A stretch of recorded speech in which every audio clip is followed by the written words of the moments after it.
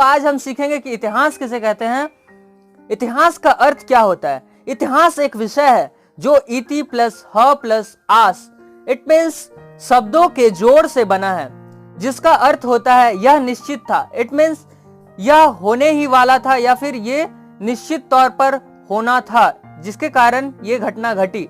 Greek के लोग इतिहास को हिस्ट्री यानी कि हिस्ट्री शब्द से पुकारते थे, जिसका मतलब बुनना था। प्राचीन समय में घटित घटनाओं यानी कि निश्चित और धारणाओं को व्यतीत ढंग से बुनकर कहानी के रूप में पेश करना ही इतिहास कहलाता। दोस्तों जो ग्रीक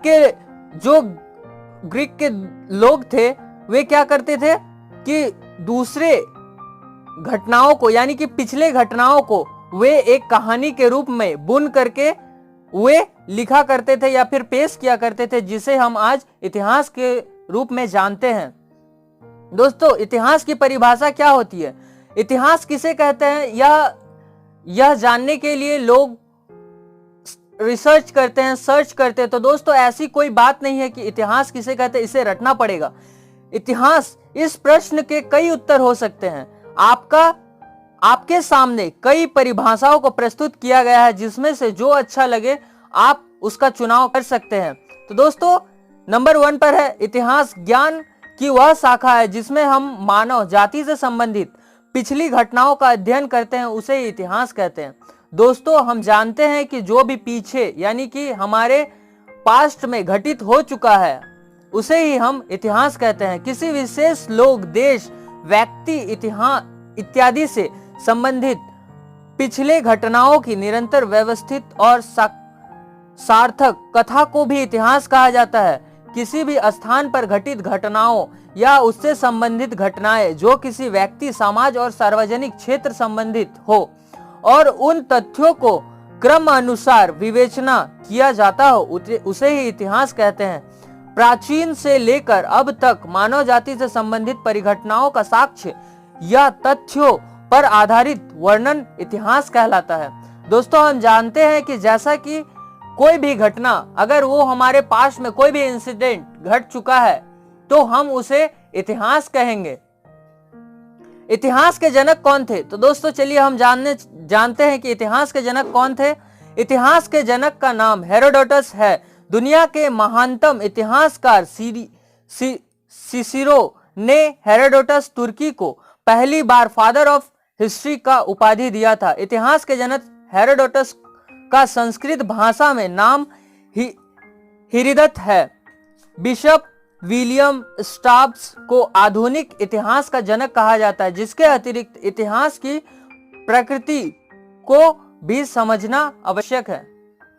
अब दोस्तों नेक्स्ट है कि भारतीय इतिहास के पिता किसे कहा जाता है। तो दोस्तों हम जानते हैं कि कई लोग कई तरह के तर्क देते हैं, लेकिन सच्चाई तो यही है कि यूनान देश से एक राजदूत जो कि पाटलिपुत्र में कई वर्षों तक रहा, मेगास्थनीज यूनान का एक राजदूत था जो 290 ईसा पूर्व में पाटलिपुत्र पटना में आया था और चंद्रगुप्त के दरबार में कई वर्षों तक रुके थे। उन्होंने इंडिका नामक पुस्तक लिखी थी। उस किताब में पाटलिपुत्र का विस्तृत वर्णन किया गया है।